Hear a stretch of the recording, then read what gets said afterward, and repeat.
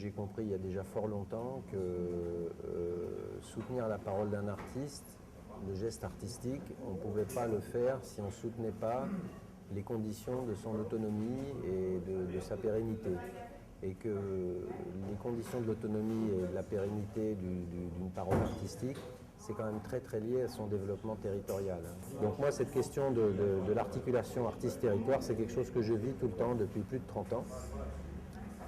Et j'ai été aussi président de différents réseaux européens dans lesquels on a beaucoup parlé de l'application, de la théorie, j'allais dire, du droit culturel, du droit à la diversité culturelle, de la déclaration d'Arc-et-Senans qui date de 1972, il faut quand même le rappeler, alors qu'elle n'a pas pris une ride, c'est-à-dire qu'elle était en 1972 déjà parfaite.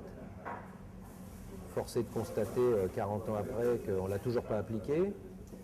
Et donc il y a aussi pour moi, homme de terrain, artiste de terrain aussi, cette grande difficulté à voir comment on peut passer de la théorie à l'application. Alors quand j'ai vu arriver l'agenda 21 de la culture, ça m'a énormément intéressé. Donc aujourd'hui, effectivement, je ne sais pas si je suis un porte-drapeau, mais en tout cas j'y travaille beaucoup. Parce que justement c'était enfin une application concrète, assez détaillée, un engagement assez concret, signé par des autorités locales pour la première fois, puisque ça s'adresse à des autorités locales avant tout et pas à des gouvernements.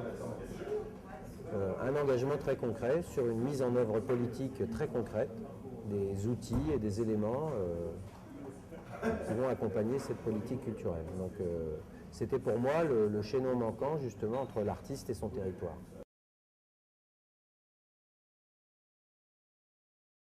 Depuis très longtemps, on va dire, le milieu culturel et artistique est quand même assez dépolitisé. Il me pardonnera de le dire un petit peu brutalement, mais assez dépolitisé par rapport à d'autres secteurs d'activité. Donc c'est vrai que les artistes et les opérateurs, en général, ne se mêlent pas de politique dans ce pays. Et je trouve que c'est très dommage, mais je pense qu'en même temps, c'est obligatoirement en plein changement, inévitablement, et qu'on voit déjà émerger, d'ailleurs, un type d'opérateurs culturels ou d'artistes qui commencent à s'intéresser très fortement à cette question. Nos artistes, nos opérateurs culturels ont toujours pensé que les décisions qui les concernaient ne se prenaient pas du tout au niveau de la collectivité territoriale, que ce soit dans le public ou dans le privé, et ce qui explique pourquoi ils ne se sont pas intéressés à la politique jusqu'à présent. Mais les choses changent. Je dirais aujourd'hui, tout artiste ou tout opérateur qui pousse sa collectivité territoriale à adhérer à l'agenda 21 de la culture, à signer, à s'engager sur l'agenda 21 de la culture, en espérant aussi qu'une fois qu'elle s'est engagée, elle le fasse vraiment, parce que entre la signature et l'application, c'est toujours le grand problème. Est-ce qu'on va vraiment... Parce que les collectivités peuvent signer, et après, est-ce qu'elles le suivent? Est-ce qu'elles assument cette signature? C'est une autre question. En attendant, si elles l'ont signé, c'est quand même déjà, j'allais dire, un outil pour l'opérateur local ou l'artiste local, pour dire à son maire ou à son président de région ou à sa présidente de conseil général, Madame, vous avez signé cet engagement, où en sommes-nous? Est-ce que vous le suivez? Donc c'est quand même un préalable, ça me paraît quand même très important. Et je pense que les artistes intelligents et les opérateurs culturels intelligents vont très rapidement se saisir de cet agenda 21 de la culture et faire des pressions, du lobby auprès de leurs élus. Là, on a les élections régionales prochainement.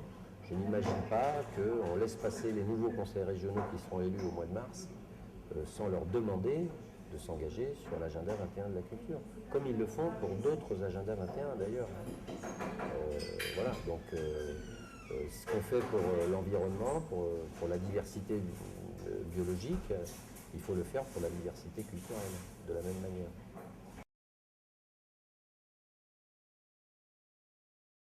Il est absolument essentiel de verrouiller la déclaration de l'UNESCO sur la diversité culturelle. Je rappelle qu'au titre de la différence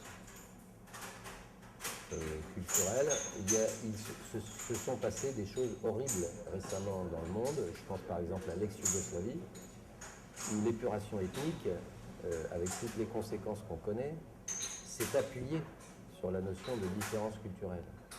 D'accord? Et où les musiciens de musique actuelle du turbo-folk ont chanté des chansons de guerre au titre de la différence culturelle pour expulser, voire tuer d'autres gens.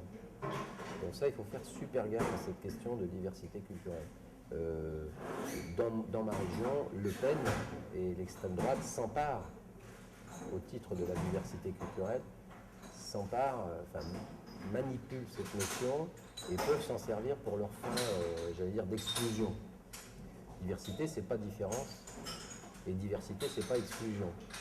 C'est la meilleure manière de verrouiller cette ambiguïté de la diversité culturelle, et je ne vous parle pas du Rwanda et de la radio Mille Collines qui est appelée au génocide, etc., à travers cette notion de différence culturelle, quand même très grave.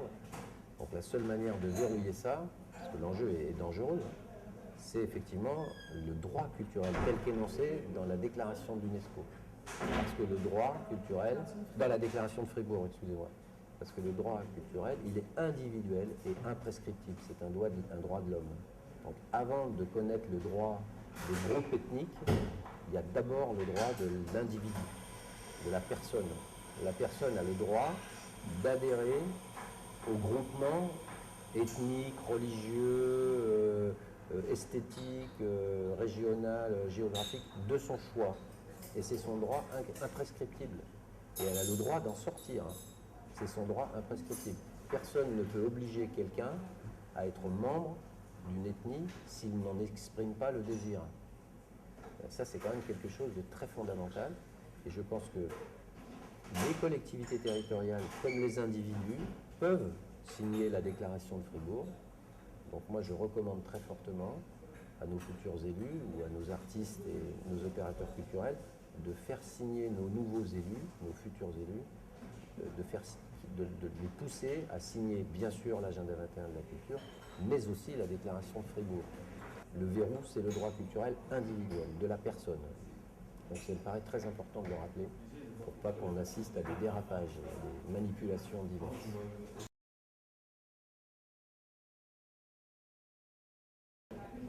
C'est sa faiblesse et sa force. C'est-à-dire qu'effectivement, les communes qui s'engagent à le signer, ou les régions, les collectivités territoriales, ne le font pas dans l'espoir de récupérer de l'argent.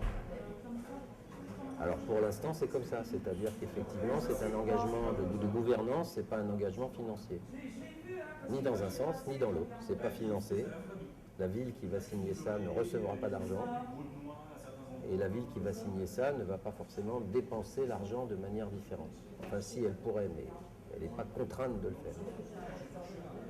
Donc moi, je pense que ce qu'il faut aujourd'hui, effectivement, c'est une très bonne question, c'est arriver à trouver un moyen